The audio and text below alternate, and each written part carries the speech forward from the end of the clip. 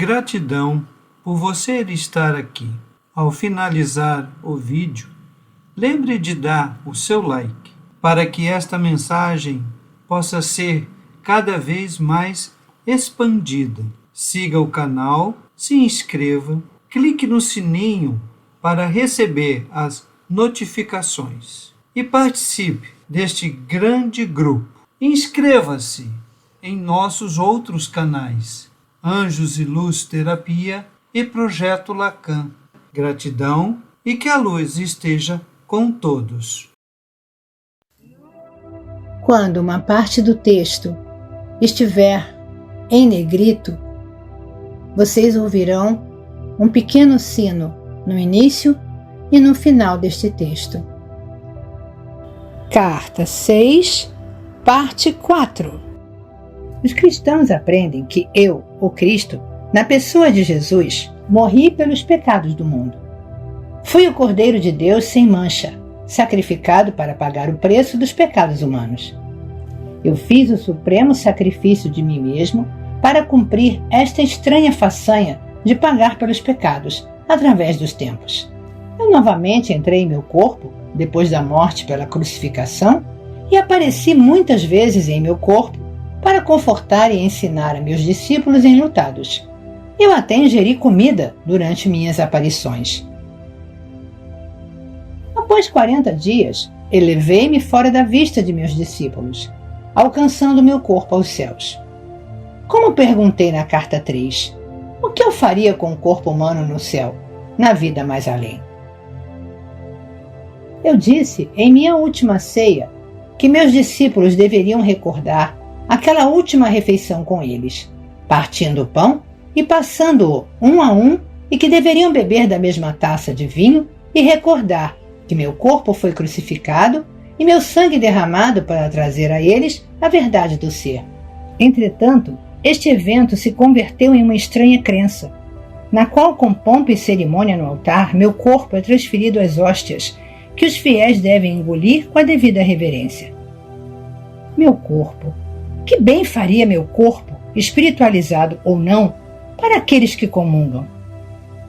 Você percebe como a mente pode ser condicionada a aceitar bobagens ilógicas que perduram há 2000 anos, porque têm sido sustentadas por uma grande hierarquia de papas e cardeais vivendo em palácios, imensamente ricos e mantidos com grande pompa terrena e cerimônias prestigiosas. Eu quero que você conheça a verdade sobre aquela fatídica noite, a que chamam de minha última ceia. Para maior clareza, ainda que seja doloroso fazê-lo, desci em minhas frequências vibratórias de consciência para entrar diretamente na recordação consciente de meus pensamentos e sentimentos durante a última refeição com meus discípulos. Ainda que eu fosse um homem forte, iluminado e seguro de que tinha um destino a cumprir que não poderia evitar, não queria evitar, estava profundamente triste ao começar a refeição, a ceia da Páscoa. Meus discípulos tinham sido meus amigos e tinham ficado ao meu lado em algumas circunstâncias difíceis.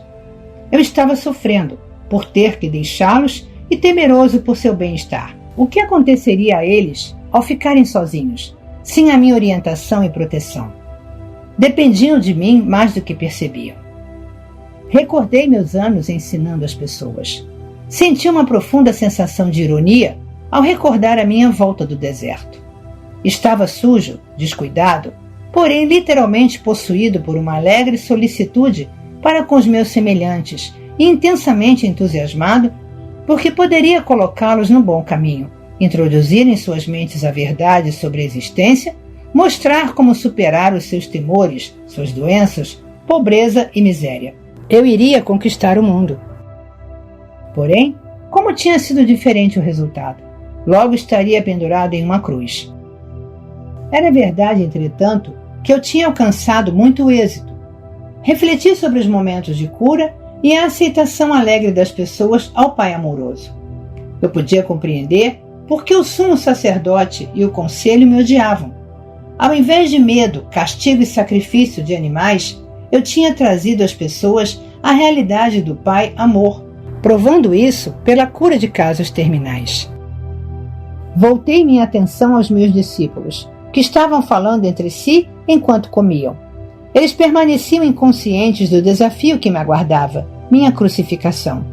Embora eu os tivesse avisado várias vezes, negaram-se a aceitar minhas palavras como verdade. Pensaram que eu começava a ter medo do sumo sacerdote e se perguntavam por quê. Eu já havia conseguido sair de situações ameaçadoras antes. Como era costume na Páscoa, falavam das circunstâncias da fuga dos israelitas para o Egito. João, que tinha uma forte imaginação, fazia um relato vívido de Moisés reunindo os israelitas e dizendo que finalmente iriam deixar o Egito, escapando da escravidão para a liberdade no deserto. Por esta razão, Moisés se dirigiu ao responsável de cada família para que matasse um cordeiro sem mancha e com um punhado de ervas marcasse com sangue a porta de sua casa. Moisés disse que anjos viriam voando à noite, atravessando o Egito, matando os primogênitos de todos os egípcios e o seu gado, deixando somente os primogênitos dos israelitas, que seriam salvos pelas marcas de sangue em suas portas. Enquanto os escutava, vendo seus sorrisos e sinais de aprovação para aquele maravilhoso acontecimento, me dei conta, angustiado, de que pouco haviam realmente compreendido de minha descrição do Pai Celestial. Ouvi as palavras de João sobre sangue, sangue e sangue, sangue do cordeiro sem mancha, sangue nas marcas das portas, sangue das crianças e do gado egípcios. Como sempre, me espantei com os séculos de preocupação judia com o sangue e brevemente recordei que Abraão esteve mesmo disposto a matar o seu único filho com a intenção de oferecê-lo em sacrifício porque acreditava que Deus tinha dito a ele para fazê-lo. E logo pensei nos sacrifícios diários de animais no templo. Para mim, todo o conceito de fazer correr sangue como forma de pagar pelo pecado era completamente repulsivo. Porém, fiquei calado e não discuti com os homens. Percebi que suas mentes estavam cheias daquelas tradições, tão sólidas e duras como pedra. Esta foi nossa última refeição juntos, em volta da mesa. Deveria ser um momento de paz entre nós e uma despedida amorosa. Era duplamente importante para meus discípulos, porque a Páscoa era um acontecimento muito sagrado para as suas mentes judias, e isso eu teria que aceitar com um espírito de amor e compreensão. Antes daquela noite, eu não havia celebrado a Páscoa, uma vez que a tradição me desgostava. Preferia subir as colinas tranquilamente para meditar, deixando meus discípulos celebrarem a Páscoa com suas famílias. Por causa daquele hábito, eles não estranharam meu silêncio no momento. Eu estava meio recostado, meio sentado, incapaz de relaxar como costumava fazer, tenso, contraído, compassivamente caloroso para com meus discípulos, ainda que aborrecido com eles. Perguntava-me como poderia deixar para estes seguidores sonolentos e confusos um sinal efetivo como recordação. Algum ritual que trouxesse de volta às suas mentes confusas tudo o que eu estava tentando ensinar. Eu queria sacudi-los e tirá-los daquela fixação pelo sangue. Enquanto escutava a conversa sobre Moisés e seus atos milagrosos, me ocorreu que se eles estavam tão preocupados com sangue, então eu daria sangue a eles, para que se lembrassem de mim. Inclinei-me sobre a mesa, peguei o pão e parti em vários pedaços, dizendo bruscamente: Eu sou como seu cordeiro pascal. Distribuam este pão entre vocês e peguem cada um a sua parte. Comam e façam isto em minha honra, por ter trazido a vocês a única verdade que o mundo já ouviu.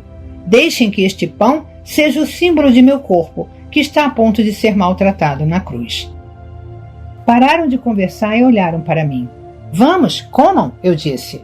Como em um sonho, silenciosamente tomaram um pedaço de pão, passaram-no aos outros e todos comeram a sua parte.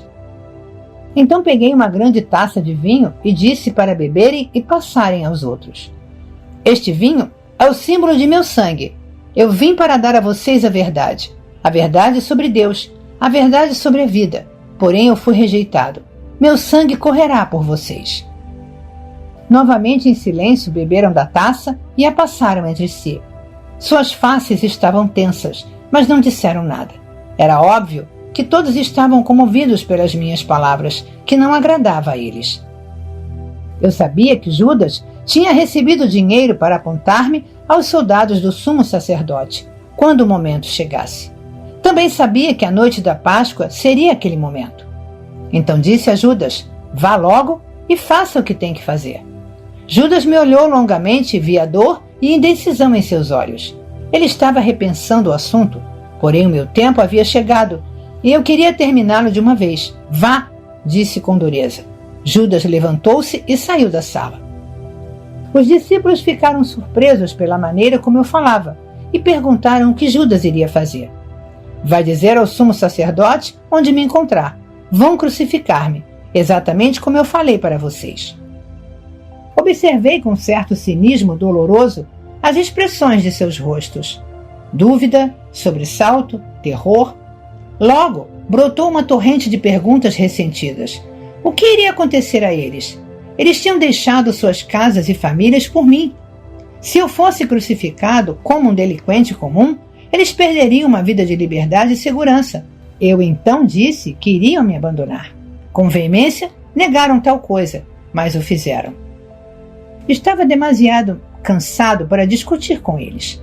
Eu tinha me tornado tão forte, tão seguro, no conhecimento de que o Pai estava em mim e comigo a todo instante, que eu podia me dar ao luxo de perdoar a deslealdade deles. E, ao final de tudo isso, seria liberado de meu corpo e poderia ascender aos reinos de luz, que eu tinha frequentemente sentido, mas nunca visto em plenitude com a visão terrena.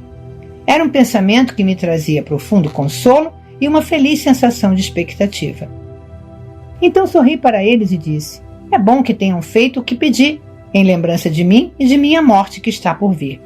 Continuem partindo o pão e bebendo o vinho juntos, recordando que sempre os amarei e que ficarei com vocês em espírito, até que se reúnam comigo aonde vou. Não tenham medo, vocês serão guiados, serão inspirados, serão fortalecidos e falarei claramente com vocês. A minha única advertência é esta: no futuro, muito do que tenho ensinado a vocês será esquecido. Muito do que disse será descartado pelo pensamento humano ou distorcido pelos mitos humanos. Logo houve pânico e um clamor. Como será isso? Sorri e levantei as mãos. Falo do que acontecerá em um futuro distante. Enquanto isso, sejam fiéis a tudo o que ensinei e não duvidem de nada do que eu disse. Chegou então a hora de ir ao Monte das Oliveiras, o lugar onde os soldados do sumo sacerdote iriam me buscar. Meus discípulos queriam ainda me fazer perguntas, porém eu tinha chegado ao fim do meu discurso para os homens. Eu apenas desejava preparar-me em total silêncio para a minha aprovação, entrando em espírito em um estado de segura e consistente sintonia e comunicação com o Pai. Caminhamos para o jardim e me retirei para a minha rocha preferida. Sentei-me protegido do vento e envolvi-me na túnica. Fechei os olhos e pouco a pouco senti que entrava em uma grande serenidade de espírito e um poderoso silêncio. Logo, o poder em si desceu, tomando minha mente e meu coração. Preencheu-me com tal amor supremo que eu soube que estava sendo apoiado, sustentado no amor e que poderia manter meu amor por todos, não importando o que me acontecesse. Isso era tudo o que importava no momento em que minha hora havia chegado. Essa é a verdade por trás do partir o pão e beber o vinho, em minha honra, de minha vida e meus ensinamentos. E como você que está lendo esta carta sabe, tudo o que meu Pai me revelou em minha última noite na terra se cumpriu. Como eu falava do Pai, do Filho e do Espírito Santo, a Igreja decidiu no Concílio de Nicéia que eu me referi a 3 pessoas em uma. Consequentemente, as pessoas rezam ao Pai para pedir benefícios, imploram ao Espírito Santo para que os instrua espiritualmente e rezam ao Filho para salvá-los de seus pecados. Você pode ver o quanto as crenças são terrestres e humanamente concebidas? Graças ao sentimentalismo e à promessa de uma viagem gratuita ao céu, nos calcanhares do Salvador, as crenças tornaram-se uma estrutura religiosa humanamente concebida para consagrar o império da Igreja dentro dos impérios terrenos. Roma, Áustria e Espanha. As crenças foram o pretexto para a tortura sistemática, a morte na fogueira e a execução dos dissidentes. Elas também inspiraram as guerras entre nações. Porém, a percepção espiritual e a criatividade também surgiram de algumas dessas crenças e contribuíram muito para a existência nestes 2 milênios. Essas crenças motivaram a construção de catedrais e igrejas, monastérios e conventos, dando às pessoas um propósito estável, a habilidade de expressar seus dotes artísticos e fornecendo trabalho para os menos talentosos. Elas também permitiram a milhões de consciências acessarem os reinos mais elevados, de belos pensamentos e amor. Além disso, foram o ímpeto por trás do misticismo e a iluminação das almas espirituais que chegaram a ver a realidade que estava oculta por trás das crenças. Enquanto tudo isso se passava, as crenças também criaram as condições para o desenvolvimento de hierarquias de superioridade religiosa com imensa pompa e riqueza. Estes são edifícios criados com os impulsos do ego, concebidos pelo ser humano, e, portanto, totalmente falsos de um ponto de vista espiritual. A verdade em relação ao pecado. É preciso compreender que, ao longo dos séculos, as pessoas sentiram que certas facetas do comportamento humano eram prejudiciais para o bem-estar dos outros. Elas tinham testemunhado assassinatos, roubos de mulheres e de bens alheios, causas de grande dor e sofrimento para a comunidade, tornando a vida difícil, às vezes intolerável. Concluiu-se então que, com certeza, aqueles comportamentos deviam ser contrários à vontade daquele que chamavam Deus. Assim, deram àqueles comportamentos o nome de pecado e os definiram como sendo o mal. Finalmente, os profetas concluíram que tal comportamento aberrante devia originar-se de uma força malévola, oposta a Deus, e a chamaram de Satanás. As pessoas ameaçaram e castigaram umas às outras, na crença de que os pecados eram maus e de que seu Deus castigaria os homens pelas maldades contra os outros. Até hoje se pratica esse comportamento nas igrejas. Os líderes religiosos tentam controlar as pessoas pelo medo. O conceito de pecado contra Jeová, o eterno e infinitamente poderoso Criador, era um hábil e poderoso método de controle das pessoas. As crenças da igreja são uma trágica farsa de tudo que tentei ensinar às pessoas na Palestina. Moisés foi o primeiro que consagrou a crença no pecado e no castigo na forma dos 10 mandamentos. Moisés disse que Deus deu a ele os 10 mandamentos e que, se os israelitas os desrespeitassem, teriam que sofrer o castigo. Em alguns casos, isso significava a morte por apedrejamento. E ensinou que, se desrespeitassem as leis, estariam pecando contra seu Deus. A verdade exata é que Moisés foi ao monte para rezar, pedindo um meio para controlar os israelitas rebeldes. Em resposta àquela oração, recebeu por inspiração os 10 mandamentos, dados a ele para ajudá-lo em sua tarefa de dirigir os israelitas, sem perigo, em sua jornada no deserto com menor grau de confusão. Religiosos aceitam e creem de todo o coração em um Deus que, segundo dizem, instruiu Moisés a engajar-se em comportamentos agressivos e massacres ao conquistar a terra prometida. Esta era uma terra bela e produtiva, que foi arrancada sem piedade de um povo trabalhador, assassinado aos milhares. Isso foi considerado como a coisa certa a fazer, uma vez que Deus tinha prometido para eles uma terra bela, na qual se estabeleceriam. Até hoje, os religiosos creem que, como Deus falou com Moisés, deve ter sido Deus quem decretou o derramamento de sangue. Em sua Bíblia há muitas descrições semelhantes e horrendas sobre guerra e derramamento de sangue, e são consideradas permissíveis, justas e corretas, porque se acreditou que Deus ordenou a eles ir para a guerra contra os gentios. Você pode perceber na história dos judeus o desenfreado impulso do ego, no qual inclusive Deus é usado para isentá-los de toda a responsabilidade?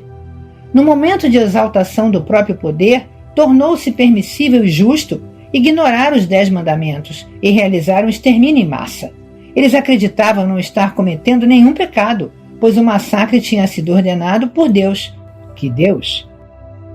Você pode perceber por que era necessário que eu nascesse na Palestina e vivesse entre os judeus, em um esforço para ajudá-los a ver que suas crenças e práticas tradicionais eram totalmente contrárias à natureza da consciência divina que verdadeiramente havia dado a eles o ser? Através dos séculos, os homens lutam com o conceito de pecado. Muitas pessoas sinceras ficam aflitas com a maneira pela qual ofendem a Deus e rezam pedindo seu perdão. Há muito tempo, sacrificavam um sem número de animais no templo de Jerusalém para apaziguar a Deus, na esperança de escapar das consequências de seus pecados. Desde aquela época, inumeráveis livros foram escritos sobre o tema, expressando pesar e horror por ver o estado da alma dos homens, indicando a mudança de comportamento pelo açoitamento com chicote, para torturar a carne e fazê-la pagar pela maldade de pensamento, palavra ou ato. Muitos desses livros foram aplaudidos pelos cristãos em toda a Europa e guardados em arquivos de instituições religiosas. Esses livros prendem as pessoas à antiga personagem de Jesus, pregando a salvação do homem do castigo de seus pecados por meio de minha morte na cruz. Como já expliquei, estas crenças são fisicamente impossíveis e contrárias aos fatos da criação. Nenhuma divindade superior exige o pagamento pelos pecados. Este é um conceito inteiramente humano e pagão. Qualquer tipo de derramamento de sangue com o propósito de realizar ritos religiosos é paganismo. O que a Igreja Cristã tem apresentado aos seus seguidores é uma versão glorificada do paganismo. Quando as pessoas tornam outras infelizes de um modo ou de outro, estão criando seu próprio futuro em retorno. Não como retribuição, mas como uma atividade consciente de criação. Portanto, é uma questão de urgência combater fortemente estas crenças no pecado e na salvação por minha morte na cruz, e a substituição pela compreensão espiritual que está sendo fornecida a você nestas cartas.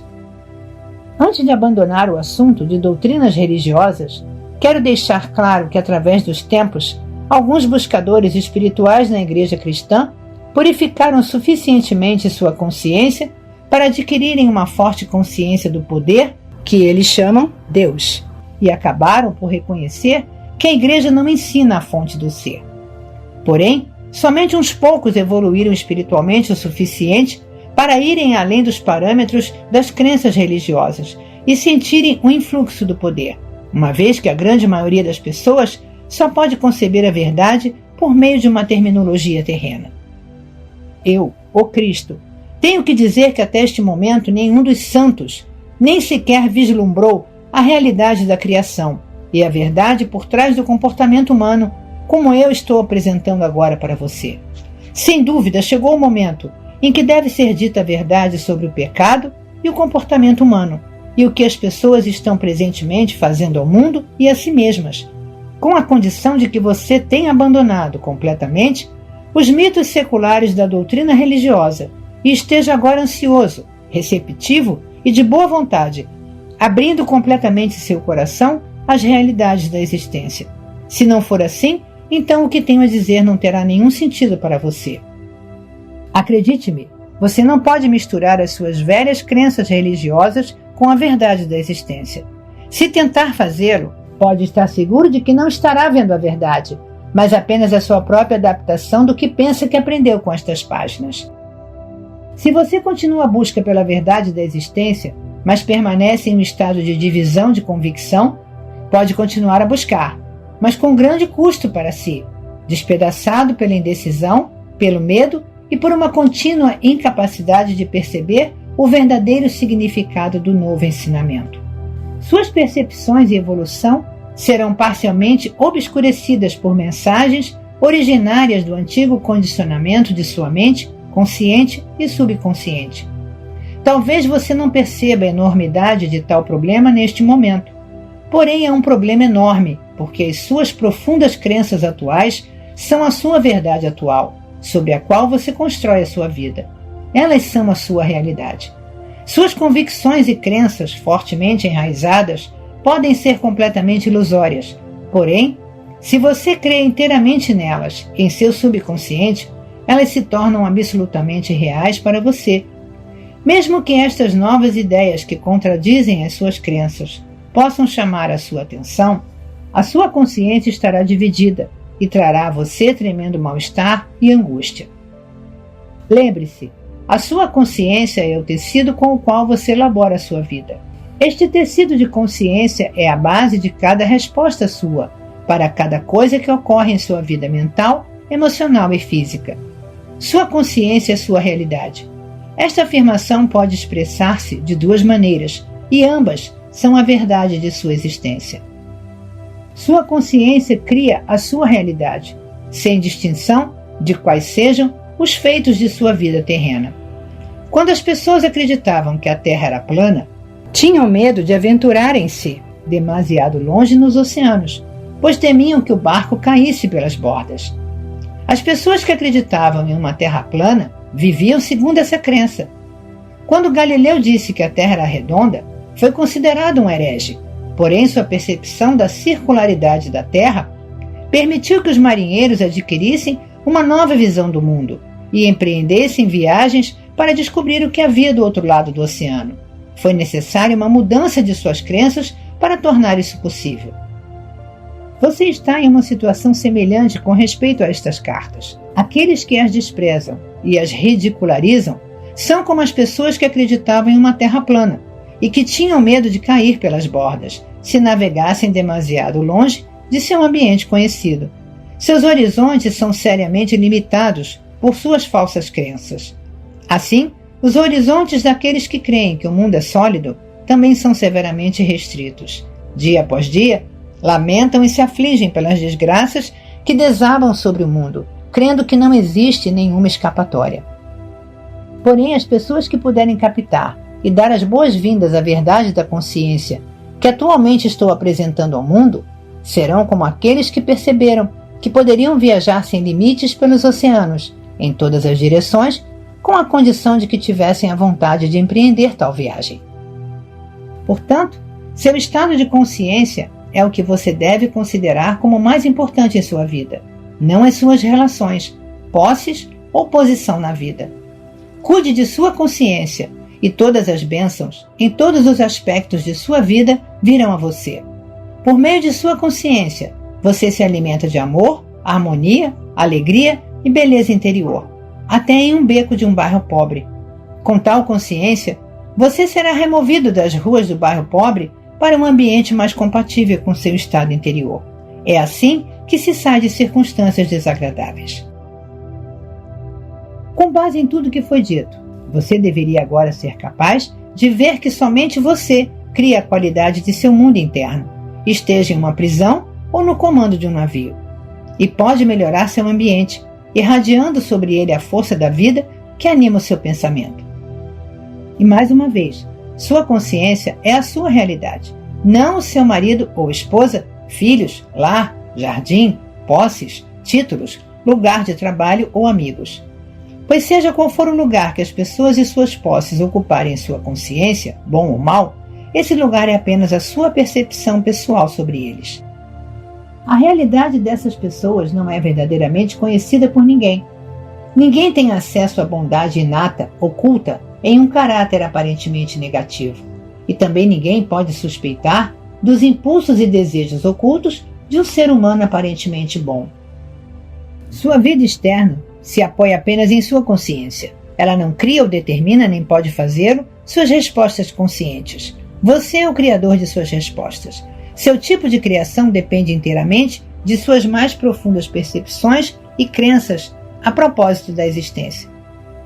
Além do mais, você pode a qualquer momento escolher desmantelar gradualmente o seu antigo mundo interior, com a finalidade de criar um reino interior mais harmonioso de amor crescente, vitalidade e alegria, ainda que os seus objetos exteriores, pessoas ou posses, continuem sendo os mesmos.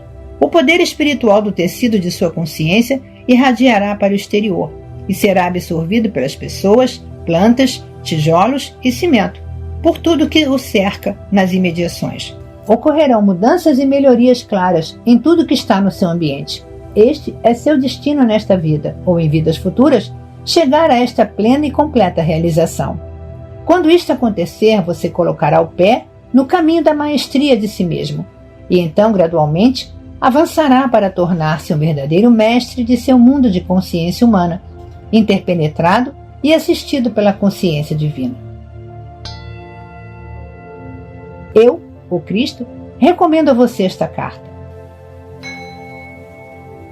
Eu o pus na plena posse de alguns dos fatos importantes da criação, que permitirão que você transcenda o ego, o guardião de sua individualidade, e volte à universalidade do ser, da qual você realmente veio. Você tem em suas mãos os meios pelos quais pode entrar no amor, alegria e realização pessoal incondicionais. Lembre-se de que eu disse a você que anseio pelo progresso do viajante espiritual. Enquanto avança pelo caminho que tracei para você, haverá momentos de confirmação de que estou de fato com você em sua jornada. Você o verá. Conserve sua fé nisso. Em todo momento, eu o sustentarei no amor divino, pois sou o amor divino em ação. Acredite nisso e encontre descanso em minha consciência que o envolve.